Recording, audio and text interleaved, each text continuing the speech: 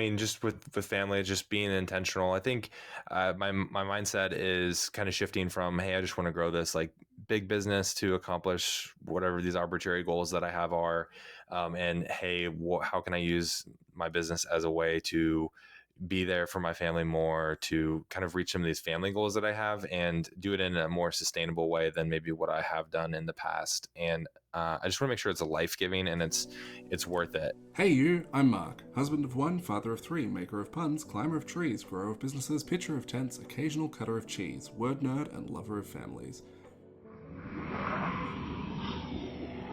Oh no. Oh no, not yet. No. Oh, here he comes.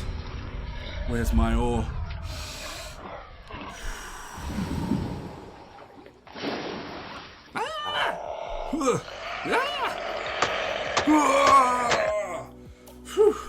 Showed that Kraken who's boss. At least until like 2 p.m. this afternoon. I think I'll be due for another attack by then. Let's jump into it. Hey, welcome to all of you bandits and chilies. This episode is an interview with Josh Kroehler, who has been married to his wife Molly for 10 years. They have 2 young boys, and for the past 4 years have gone from being involved in his parents' business to taking it over, making some major changes and transitions, aiming to honor the past whilst preparing for the future. And with that comes a lot of firsts on the journey. So, Josh, how are you? I'm doing well. Thanks, Mark, for having me. This is actually my first podcast I'm joining, so I'm super excited to be here. Yeah, super excited to have you. So, what's happening in the business? Give us a bit of the background and an extension of that little snapshot introduction. Yeah, absolutely. So this is the first year that I'm running the business. Bought it from my parents at the end of last year after working with them for 4 years. And when I joined the business, we were at 1.1 roughly million in revenue, and we're roughly 1.4 million in revenue. So a little bit of growth in there, but there's just a lot of transitionary things that had to have happened. Going from former owners to the new owner and the team that goes with it. And we've built out a really good team now, and I feel good about where we're heading.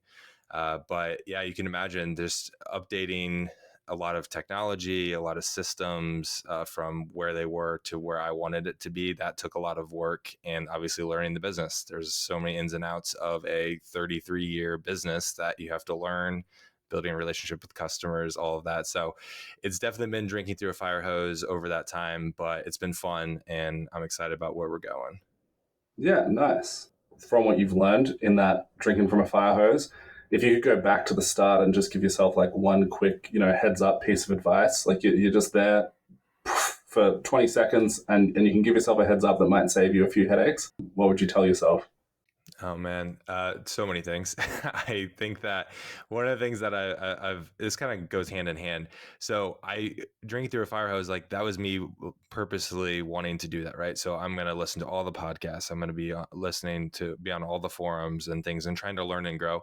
And so you almost it's information overload, right? And so the ability to execute, I think I found, is way more important than having these awesome ideas that you never actually get to implement. And so part of it was I was taking on too much information too quickly.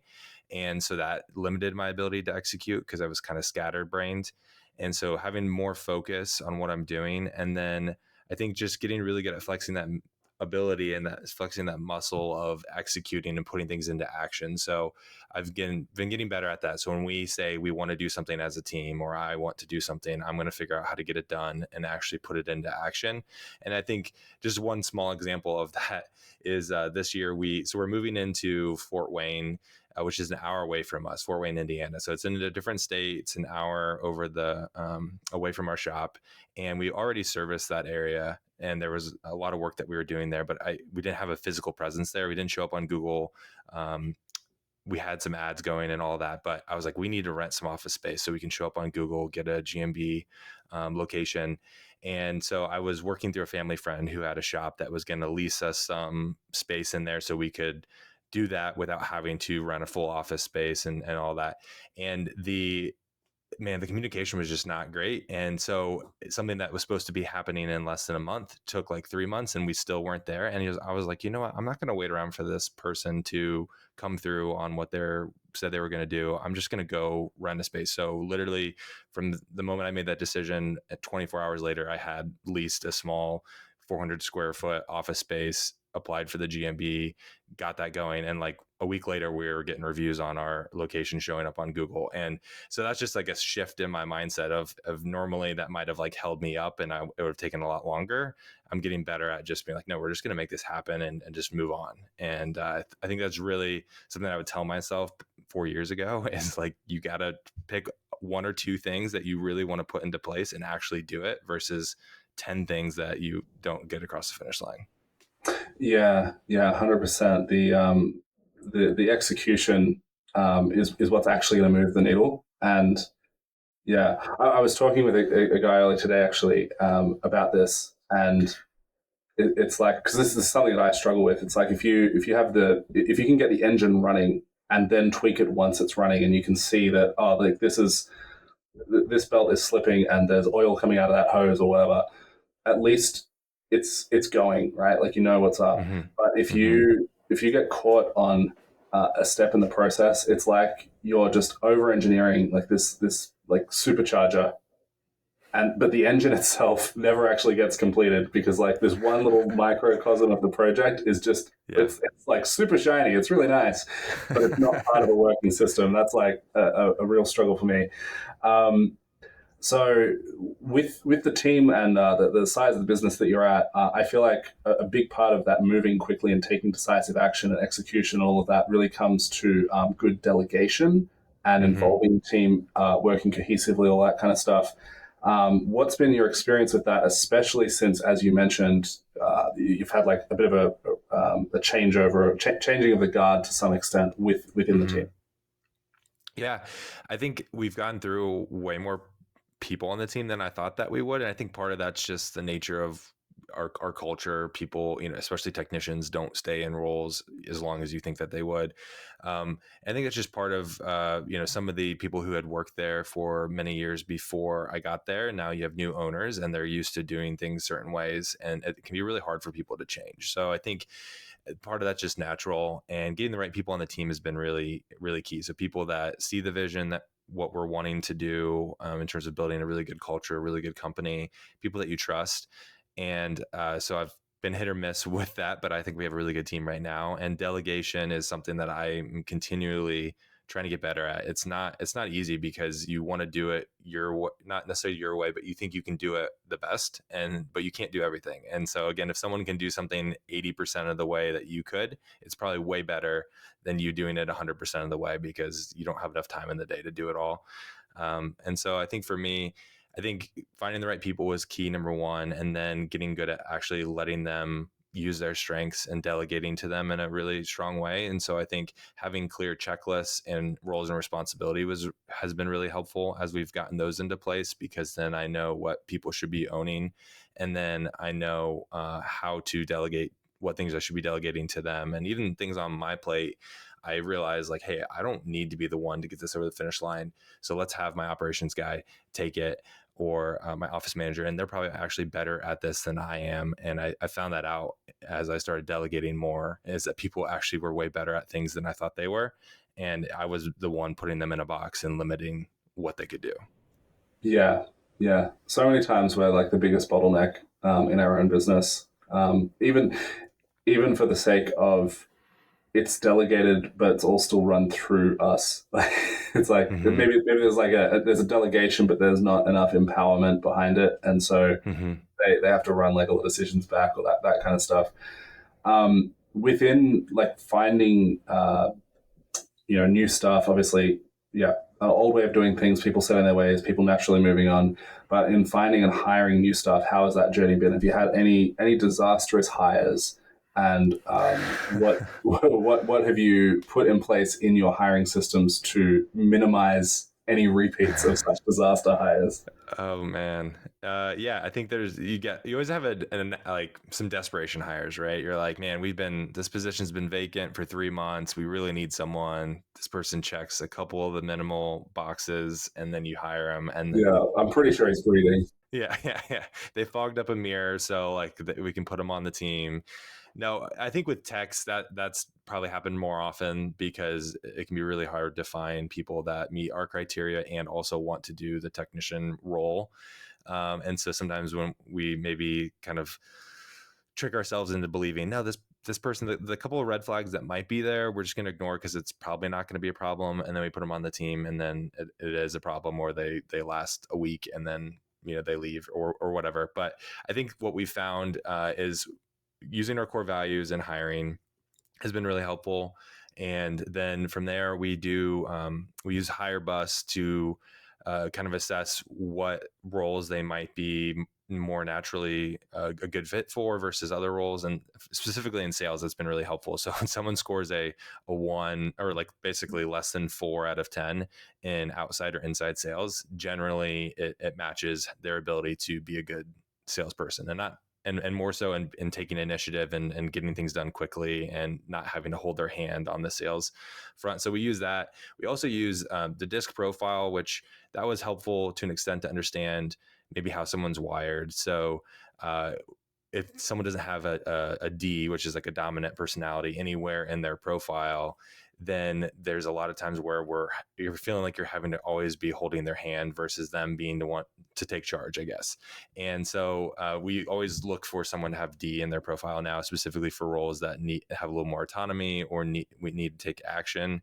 And again, you can't put someone in a box. We're not trying to say we understand people to a T, but these patterns definitely have held up, especially over 50 hires.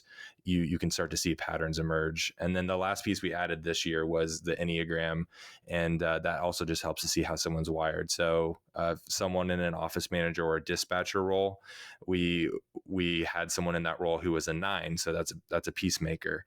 And in that office manager role, you're going to ruffle a lot of feathers, right? You're telling technicians where to go, that they need to work later. You're telling customers that we can't do X, Y, and Z. And if you have a peacemaker doing that, they're not gonna make the call to collect payment for someone who's overdue, and they don't want to make anyone upset. So that was not a good fit. They need to be the kind of peacemaker that has a gun. Yeah, that has a gun. Yeah, and so now we have someone in that role who is a 3, so they're an achiever, and that's been such a better fit because they're able to have those tough conversations. They want to get their long list of responsibilities done and to make everything happen without me having to feel like I'm always nudging them or holding their hand along the way. So a couple of those personality assessments have been really helpful. Making sure they align with our core values has been really helpful. I mean, I could go on and on about that. There's different things we've done. Some of it's worked, some of it hasn't, but I feel like that's all pushing us in a better direction to make sure that when we do hire someone, we don't later look back at it and regret hiring them. Yeah, yeah.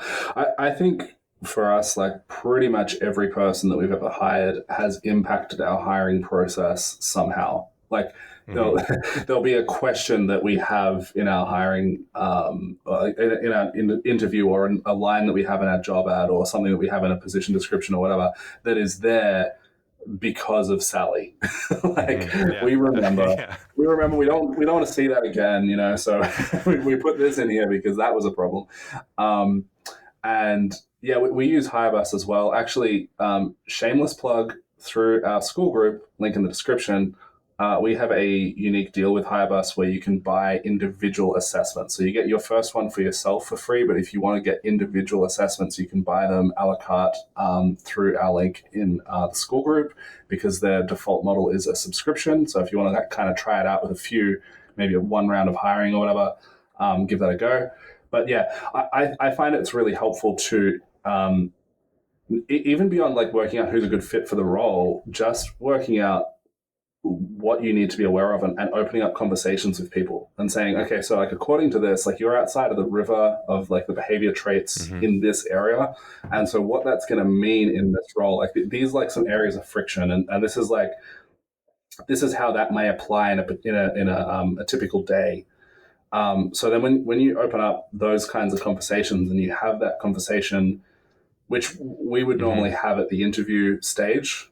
So they've scored high enough and everything's gone well enough at that point that we're still considering them, but we can have very nuanced conversations and really paint the picture and involve them in that conversation. And if they like that, if the picture that I'm painting, like a realistic picture that I'm painting of the job, is then now like not appealing to them, they'll see Sure. themselves off because they don't want the job anymore, right? So it really like helps to inform the conversation to get like kind of a good fit from both sides ahead of actually onboarding this person and spending a bunch of money training them and having them around and hanging around just long enough to figure out that actually, you know what, I actually really don't like this role and this is a problem for me.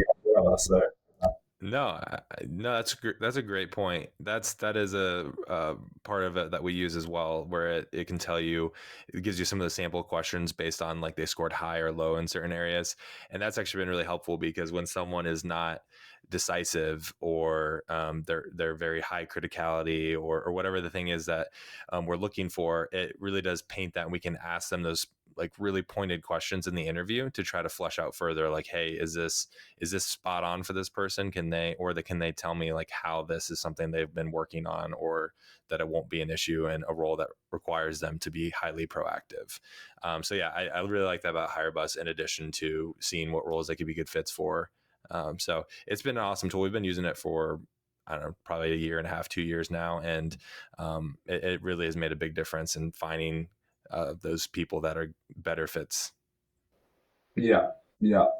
And you'd mentioned just now about like the speed of execution, and then in our previous conversation, you'd mentioned about like especially I think this year or recently, you'd had a big focus on speed to lead. Hmm. So, with that in mind, what changes have you made, and Hmm. what impact have you seen? Yeah. So I think that one of the biggest changes we've made this year is getting estimates from pictures. Like basically the last 3, 4 years, we were going out to pretty much every single job, trying to talk to the customer, walk the property, get our own photos. And we just found that at one, because our geographically, a lot of our customers are spread out. And so it ended up being a lot of drive time, taking us a while to get out to these customers. And it could take a week to 7 days to get an estimate. And that just doesn't work in a world where we all have are used to Amazon giving us same day or 1 day shipping. People don't want to wait that long, so we've switched to doing a lot from photos and Google.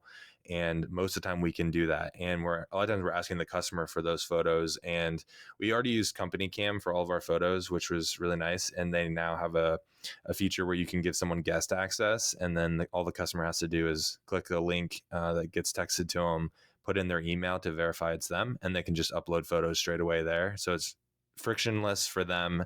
The pictures are higher quality than if they try to text the photos to us. Mm-hmm. And that's been really, really nice. Customers have done it without any issues. Your older customers, we still probably have to go out to the job site to look at it most time, especially for like windows. But for roof cleaning, for anything we can kind of measure from Google, we do it from there. And what we're finding is we might be a little bit off, a little bit high, a little bit low in some cases, but because we're not spending all that time driving around and we are getting to them faster, we're able to convert better than we were in the past. And I don't necessarily have the numbers in front of me, but I heard the stats from some studies. I think it was from some people at Stanford, that were talking about if you reply to a customer within 5 minutes, you were like 100 times more likely to get that business. And then it measured it on like an hour basis, and then so on and so on. So if we can get somebody an estimate, I think within 24 hours, we're going to be extremely more likely to get that work than if we had to wait 5 days or 7 days, because at that point, they're probably talking to other companies and or lose interest in the bid.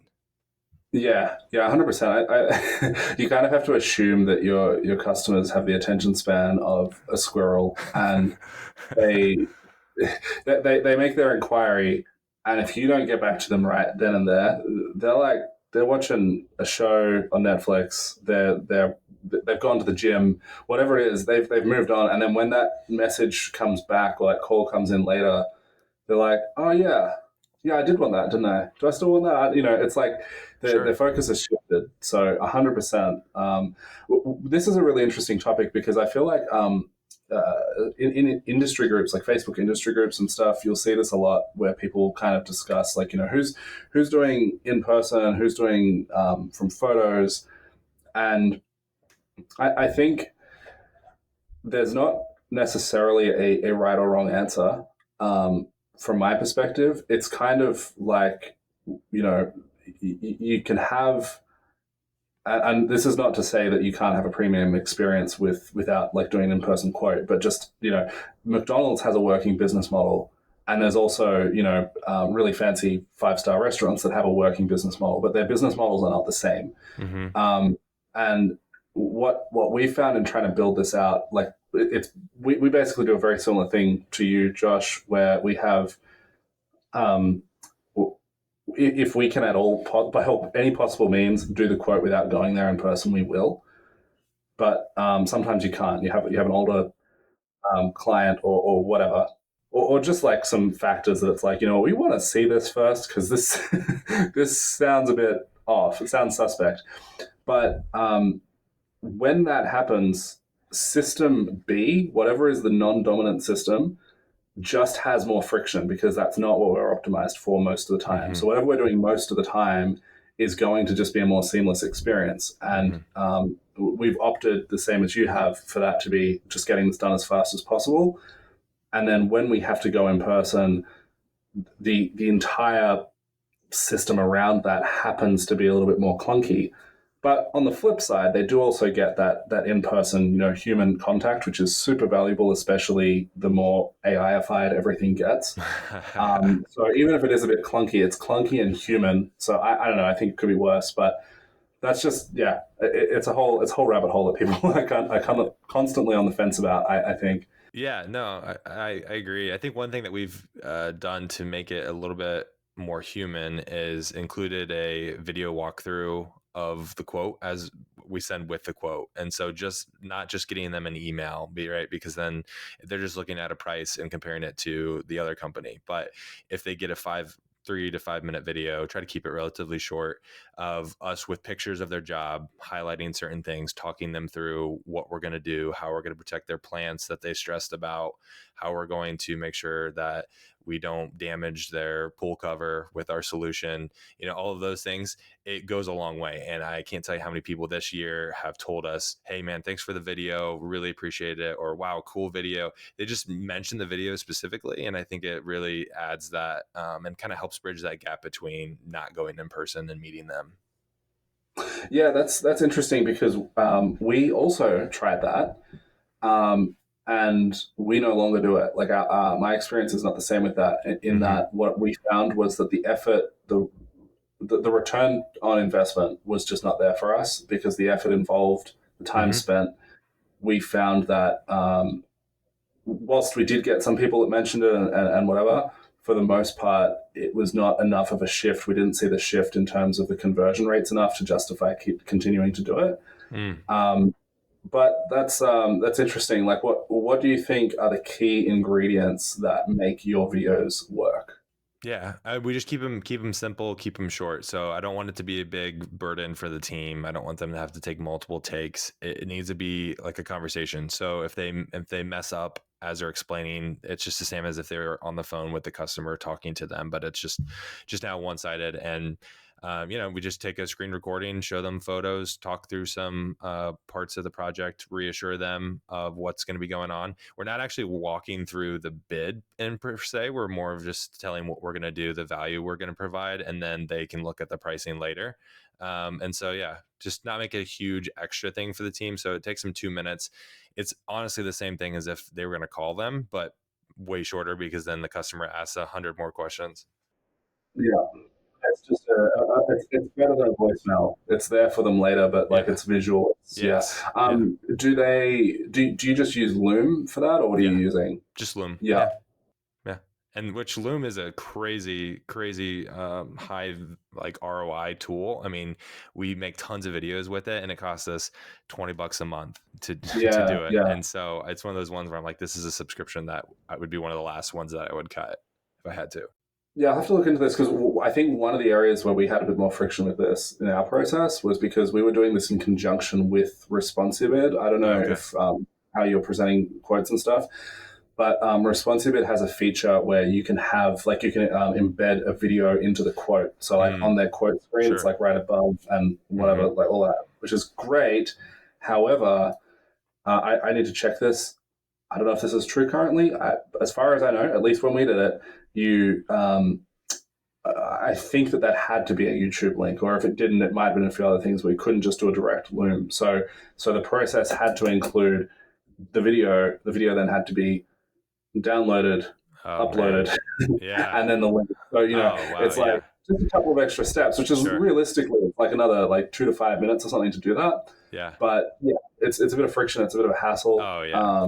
Slows things down. So Yeah, no, yeah. responsive ed. Yeah, we use that too. We use it more of a just a presentation tool than actually using all the calculation that it does in there. So my team's really good at just kind of manually calculating it, getting the price pretty quickly. So they just plug it into responsive ed. So the presentation looks really good. But yeah, we're not putting the video in responsive ed at all. Just so they essentially get two links in the email. Hey, check out this first link. It explains the Mm. bid. Here's the second link. Here's your bid, and keep it super simple. We might give this a go. Yeah, just yeah, trying it out again. Yeah, Just separate it from. I guess it's just like we tried it there because it's like, well, there's a place for it. Like, why don't we do this? Why don't we have yeah, sure. custom walkthrough things here and blah, blah, blah. But yeah, I'll suss that out. If like I said, maybe now they even support Loom, which would be great. But I don't know. So all of that said, within the team, right? So there's kind of a few elements to like speed to lead and Hmm. the impact that has. How would you say that has affected the culture of the team doing things that way? Because it sounds, I guess what I'm driving at is it sounds to me like you are focusing on speed to execution of things and then speed to lead. So there's kind of this speed element that's going to be like rippling through various elements of the culture of the team and just like that feeling in the team that things are just moving. Hmm. Have you felt that? What's been the impact of just changes generally within the culture Yeah, of the team? I think because we're still so new to it and we don't have everything dialed in terms of like, hey, a strict 24-hour turnaround or, those types of metrics that would maybe add a sense of anxiety to someone who's not as fast. It's just been all positive. So my team loves the fact that they're not driving, 30 minutes one way to a bid and then 30 minutes back or spending all day in the car driving around. They can get the pictures they need. Yeah, that kind of thing is funny because like I'm just gonna like little side tangent here. I know that like our team appreciates that as well. And I just don't understand it because it's like you guys get paid for this. Like chuck some Yeah, tunes on, listen to a podcast. Like sure. this sounds amazing. Anyway, carry on, carry on. Yeah, I think it could just be draining when you're like, hey, I got to get 10 estimates done today, and you drive around to do 10 estimates, but you spend all your time driving around, and then you don't get to send them all out, and then the next day so it just feels like everything takes way longer, and I totally get that, but it is nice being in the car, and I don't get any car time for podcasts or just driving, but yeah, with this I think that it's been positive. I think the team likes it's not draining because you turn out estimates so quick that the customers are happy. They see the estimates convert quicker. I think that there's less follow up with the customer because the customer is getting this soon after they ask for it versus like a week or 2 weeks after. And it can be kind of draining to see some customers sitting in the pipeline for that long before getting the estimate sent out. So overall, so far, it's been just really positive. And recently, we just got someone into that role just to be solely focused on as estimates come in, they're turning them out really quickly. So that's been less than a week. So I'm excited to see in a month how we're doing on turning those estimates out, like what our average time is to get an estimate out. Yeah, nice, nice. Hey, I've just got a question from my notes, which this one's like this is a brand new question. It's just occurred to me as I'm like Hmm. looking at the information that I have about you. Yeah. But if I'm not mistaken, your oldest is like 4, right? Yes. Yep. We And turned 4 in March. did you did you take the business on, or you joined onto the business 4 years ago? Yeah. Yep. So like, yeah, he was born, like I started in January and then he was born in March. Yeah. Okay. So at that point, what was your role in the business?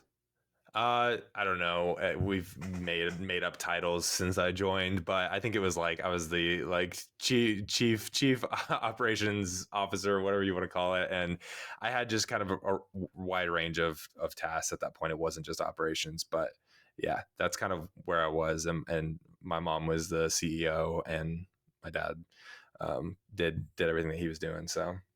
And how long ago was it that you guys bought the business?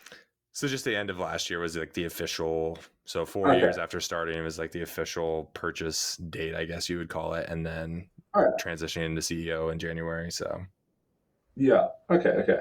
So just with that, like combining, family and business, that's that mixes up to a lot of firsts, right? So there's a lot like going on there on the family front, figuring out how like what kids mean, and all of that. How have you found juggling that all together over the last few years?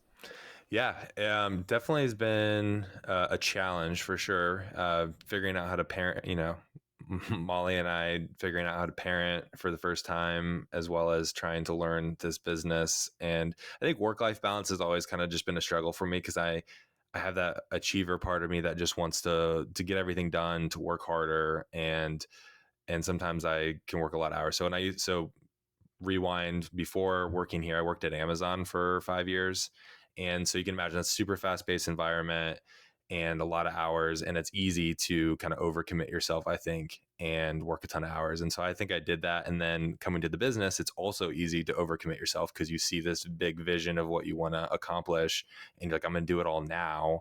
And so I've been trying to work on keeping a good balance there. And I think I do overall. I mean, I'm not working, 60-hour weeks by any means, but it's just kind of pacing yourself and also managing your stress levels in a really good way, in a really healthy way, and then doing that with your family. But I think if you'd ask my family, I think I do a pretty good job of being able to come home, play with the boys, forget about work, take care of my family, be present, and that's something I've worked really hard at too. Is putting the phone away, not getting on my computer at night for work stuff, and just kind of being present with the family, and then knowing, hey, 7 a.m. tomorrow, I'll get back at it. But in the meantime, let's just be present and enjoy being at home.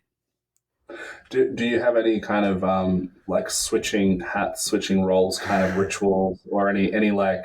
You just mentioned not being on the phone, putting the phone away. Do you have like a specific it's 5:30, the work phone's going in this drawer, or like anything like that?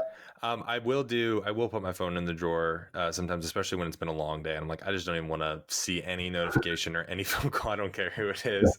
I will do that because there is that sense of, if you're in the room as your phone, even if you're not directly by it, you're thinking like, do I have a notification? Do I need to go check it? So there's this element of, if you put it away, it kind of alleviates that a little bit. But I do try to do that. I usually try to, like, maybe 5 minutes before I have to leave work, like turn on some kind of music and then just shut my laptop and then just kind of reflect and just, I don't know, get some time to disconnect from work, because I only live 5 minutes away from work. So Mm, there's no drive time to decompress. And sometimes it is hard to transition from work mode to home mode without your mind continue, running and thinking about work. So I did try to build in a little bit of that time, but sometimes it still takes me a while to decompress when I get home and I'm still thinking about work stuff. I'm like, oh yeah, I forgot to do that, or what about this? And sometimes my wife has to tell me, like, you just need to, like, shut it off. I'm like, yeah, you're right. yeah, yeah, yes, yeah, and that's the other thing. Like, I feel like doing that decompression before you leave work in that equation is really helpful because no doubt as soon as you get home, Hmm. like Molly is just kind of going to be like, the cavalry's arrived,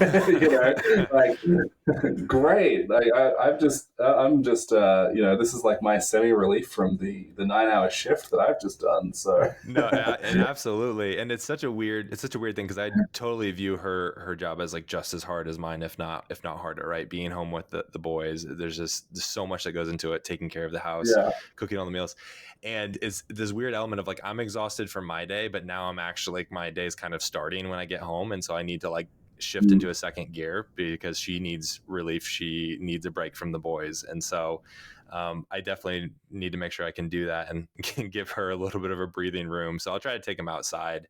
That's usually the most helpful for her, is like, hey, we'll just go outside and play, and then she can kind of Yeah. do what she needs to do without interruptions and get some quiet time there. But yeah, it's a lot. I mean, young kids, I mean, it's exhausting. I never realized how tiring it is. I never thought I'd be the person to want to go to bed at 9 p.m. because I'm just exhausted from the day, but that's how it goes. Yeah, I don't know. I frequently, I would love to read to our kids more at night as like a bedtime thing, but like I'm just a liability because I will probably fall asleep reading before they do, right? Yeah. So, and then that just releases children. Yeah. It's like, oh great, well now that he's done, we're gonna go play, Yeah, and exactly. yeah, so that so then they may wake up the baby, and my wife will be like, "Ah, oh, fell asleep again," you know. So I don't know. That's yeah. It's Well, just one of those things. Where I didn't. I didn't expect to be so tired, yeah, but and I expected the kids to, you get through that stage of like, hey, they're going to sleep when I want them to go to sleep, great, but then a year later, all of a sudden now they're not sleeping. Like my 4-year-old won't go to sleep at night, and so it takes an hour before you finally get him down, and then he wakes up in the middle of the night. And I don't know, you get to this point where you think that you're going to be done with like the sleepless nights, and they come back, and that's just exhausting. So I totally get that. But the reading to your kids at night is like such a admirable thing to do, but it doesn't always work out, especially when they're not interested in the book or you fall asleep. yeah, yeah. I've got a book on the shelf just behind me, which it is called The Wonder Weeks. I don't know if you've heard of that one. I haven't heard of that one. It's basically like it's interesting. It's interesting. I find it to be completely impractical, but it is interesting. It's just talking about like the developmental leaps that kids have. So it's the Mm, wonder weeks, and like from when they're born.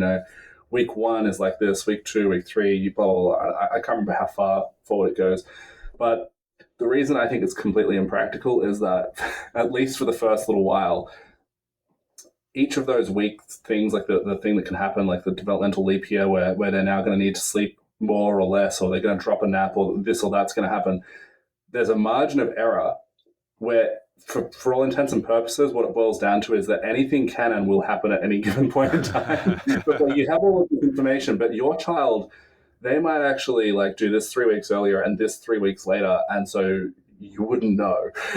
oh man, yeah, that's uh, yeah. it'd be interesting to see that though. I'd have to check that out because I wonder, depending how far it goes out, where some of our boys are. Because yeah, you have these weird leaps and Mm-hmm. regressions and all of that. But yeah, that'd be frustrating where you're looking and they're actually like 6 months earlier or farther on the timeline than what you're Yeah. looking at, and so nothing matches up. But yeah, what you just said kind of just reminded me of that, where it's like you think, oh great, well now they're going to sleep when they're supposed to, and it's like that lasts like for this brief window of time, and then it's like, wait, hold on, didn't you used to sleep? Yeah, Like, I'm yeah. sure you used to sleep. Like that was a thing that you did, right? Well, my oldest used to be an amazing sleeper. Nap times and bedtime, I mean, he would just sleep and sleep and sleep, and it was amazing. And then our second wasn't like that at all. But then Yeah, our oldest just had this weird change and now won't sleep at all and doesn't sleep through the night. And so that's gone. And that was, yeah. that was complete fiction. It's, it's like the ultimate form of gaslighting. It's like this is our good sleeper. Who? Where? Yeah, no, but it's good. But I mean, we love having two boys, two crazy boys, and I wouldn't change it for the world. And yeah, and being a parent is obviously way better than you think it's going to be. So um, Hmm. definitely one of my Yeah. top priorities is just taking care and raising two strong boys. Yeah, yeah, it changes you, it challenges you. They shine a mirror directly at you so much of the Mm, time as well. Hey, uh, yeah. I find like myself, I always catch myself speaking too soon and setting this like arbitrary rule. Like I've drawn the line in the sand, and as I'm drawing it, I'm like, I don't think that's the hill I want to die on, but I said it now, and I don't want to be inconsistent. And I feel like we're about to fight about this thing, which I've kind of already decided that we should probably let go. Yeah, yeah. No, man, it really does. It really highlights your some of your best qualities and some of your worst qualities, and just it's yeah, you're constantly being refined and being a Yeah. parent and being challenged. I mean, I don't know. I think that's what I found out is like just life is a lot more gray than what you think it is. You think that everything's so black and white, and then you get put in the situation and you're like, oh, well, I don't think there's a right or wrong answer here. And who knows if this is going to be the right answer, but I think it's the best possible answer at this point in time. Yeah, that's it. You just got to do the best you can with the information that you have. Yeah. So what would you tell your pre-marriage self about marriage? Oh man. I don't know if my wife is listening to this or not, but I think that it's just one of those things where like it's going to be better than you ever imagined it would be, and also I think it's just going to be harder and different than what you think because things just you go in waves. I think that there's just a lot of really great seasons, there's a lot of really hard seasons, especially with parenting. There's times where you feel like passing ships and we were just kind of just trying to make it through the day sometimes. But I think you just got to continually work at making your relationship a priority. Like we talk about all the time how we don't want the kids to be the priority. We want to prioritize each other, and I think that's where you get some of those people when the kids move out, then they don't really know each other and they're not really friends and they don't really love each other. And so that's always in the front of our mind, is figuring out how to do that and make those intentional moments with each other. I think humility is something that I've been learning a lot more. That I'm a lot more prideful and stubborn than I realized I was, and so just making sure that hey, you don't know it all. You need to just be way more humble, and then when my wife points out something that I need to work on, just receiving that and applying it, because 9 times out of 10 it's dead on, and she sees me for who I am and who I want to be, and I'm not always aware of that. I think a lot of blind spots definitely get revealed in marriage, and so I think that just being ready for that, and it's all good stuff, but you just have to be ready to kind of take it and apply it and just keep getting better. But I think marriage just takes a lot of intentionality. I think that's the word that I would just choose there. Is if you're not intentional about it, life's just going to kind of fill in the gaps, and your time's going to get sucked up between church and business and all the different things that you have in life. And if you don't carve out those times for date night and playing a card game with your spouse, or just hanging out intentionally, you're going to sit in front of the TV and it's not really quality time, and your time's going to get sucked up. Yeah, yeah, no, for sure, for sure. Something that I feel like Michaela and I have learnt recently is just how vastly differently we think in certain ways, which is interesting because like we are very much on the same page. We're very cohesive. Like I feel like I would have a um, pretty good bet at being able to like figure out what she would say or think about a given situation. As a hypothetical, like I think I'd be pretty on point. But just more recently, we've kind of discovered that whilst we might be on point more or less with the answer, like the conclusion, if you actually go back and you do the workings and you see where the one was carried, it's like that process, that thought process that leads to that conclusion is vastly different in our two heads than what we had Mm-hmm. thought. And just like the way that we perceive things and the things that we um, value, or prioritize in terms of like, yeah, what matters in making a decision and that kind of stuff. Which has just been really illuminating to like kind of realize that, oh wow, like I thought I knew more about you than I did. But it's like we just kind of learn and grow together and see like some of that behind the scenes, like, huh, that's how you arrived at this conclusion. That's weird. Yeah, no, that's really interesting. I think yeah, it's not making assumptions about like what you think the other person is thinking or how they're going to arrive at the same conclusion. I mean, my wife and I have known each other for 15 years, and been married for 10, and she says to this day, you wouldn't think that we were been together that long, because you still act like you don't know me in certain situations, and it's just because I think maybe I'm making assumptions about about how she is gonna like respond or act. I don't know, but it's just way more intricate, I think, than sometimes what we realize, and just got to keep continually working at it. I mean, there's no perfect way, but I think that's what makes it fun, I guess, right? You think after 15 years, if I knew every single thing about Molly, then there's no mystery left. There's no growth left, and there's still a lot of that left. So it's an upward trajectory. It's gonna Yeah, be the rest of our lives on an upward slope. yeah. And same question, but with kids. Like, what would you tell your pre-kid self about kids? Um, get sleep while you can. I mean, that is the crux of it because Stockpile, store up for the winter. yeah, store up. Can you stockpile it? Yeah, I think that it's just it's as rewarding as you think it will be.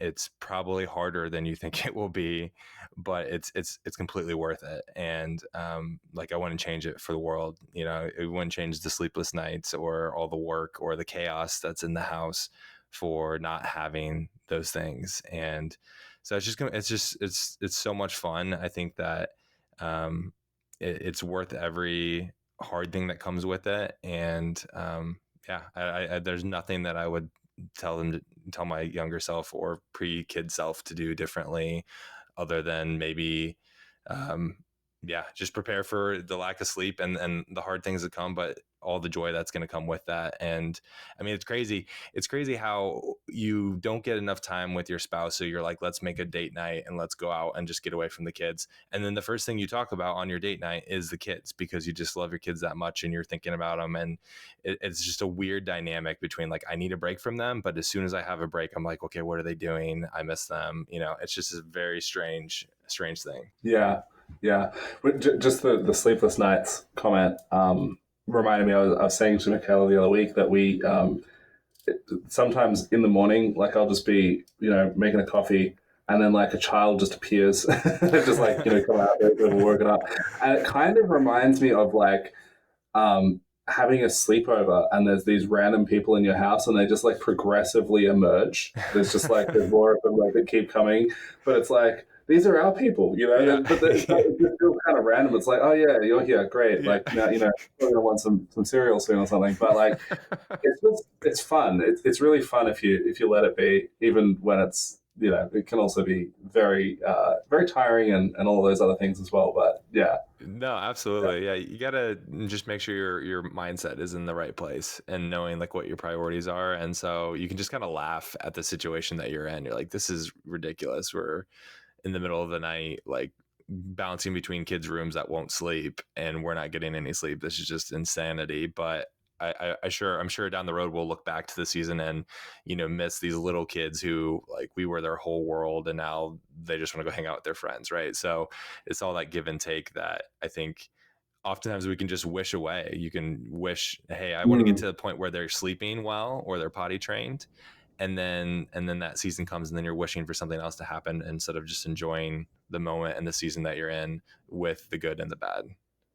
yeah, yeah. It's like you might be, and the sad part about that is that you might be wishing it away for something like very mundane and trivial. Like I'm wishing that away so that I can have this time to like to what to like read a book or to implement some system in the business or Mm-hmm. to scroll on Facebook or something. Like you might want like this individual little moment of time to yourself to like recoup, which is like super important so that you can be present. But yeah, at the same time, you can catch yourself kind of, as you said, wishing away like these big, broad moments that um, are so much more valuable than the thing that you would actually be working on. Yeah, yeah. Yeah, no, absolutely. Just as a quick plug as well for the school group, there will be a Epic Childhood Builder Challenge free within the free school group. Link in the description. Check that out. It's brand new. Anyway, back to this conversation. Um, any final closing thoughts with regards to family, business, journey so far? What's else is happening for 2025? What's going on in the world with your business and your family? Mm. Yeah, I think, I mean, just with family, just being intentional. I think my mindset is kind of shifting from, hey, I just want to grow this like big business to accomplish whatever these arbitrary goals that I have are, and hey, how can I use my business as a way to be there for my family more, to kind of reach some of these family goals that I have and do it in a more sustainable way than maybe what I have done in the past. And I just want to make sure it's a life-giving and it's worth it. And so I think I'm just kind of reorienting my priorities a little bit. And instead of saying like, hey, I'm like, let's just throw out, hey, I'm going to grow my business to $5 million in revenue so that X, Y, and Z can happen. Uh, what is my actual goal for myself and for my family? And maybe that changes my growth path for the business, or, who I have on the team. And there's a lot there that I'm kind of working through. So that's very fresh and new. So I don't necessarily have any clear cut, things there, but that's just kind of where my mind's heading. And then I don't know, I think in 2025, as far as the business goes, I mean, even in family, like I'm finding ways to use AI. And I know that's a hot topic. We don't need to necessarily get into everything there, but like trying to find No, go ways for to it. use that and keep up with that, because it's changing so quickly. But like I've even used it, in terms of my relationship. Like, hey, I know my wife is an Enneagram 2. Like help me understand like how to better communicate with her, right? Or like how to phrase this. And that's actually been really helpful, because it actually then helps me kind of meet her where she's at versus me trying to like work through my whole thoughts there. I have like a tool that can be helpful there. Mm, And then even in the business, there's just a ton that we're doing with it. I mean, my whole team uses it, but just keeping up with that, because it really does simplify the work that we do and make us more, just make everything better, more efficient. But it's so much to keep up with. You really have to be on it because it's shifting so quickly. yeah, yeah. I an interesting thing that an exercise that we did a while ago. I heard this on like a personalities podcast. It was like that they'd had people write in like from their audience to describe a visual of like what does your brain look like, and people were describing all sorts of things like mine is like a filing cabinet in a tornado, or it's a it's a forest, and like on the trees there's these like jars of fireflies or whatever, like all these like random things. Like some of them are just like, it's like, what are you even trying to convey? But um, we did that. We described that, and we found that like really helpful in terms of just understanding how we think, like how each other think, and we like kind of refer back to that like actually quite frequently. As I'm saying that, I'm like thinking about it. It's become like a common thing, just that visual of like what's going on in the brain. Mm-hmm.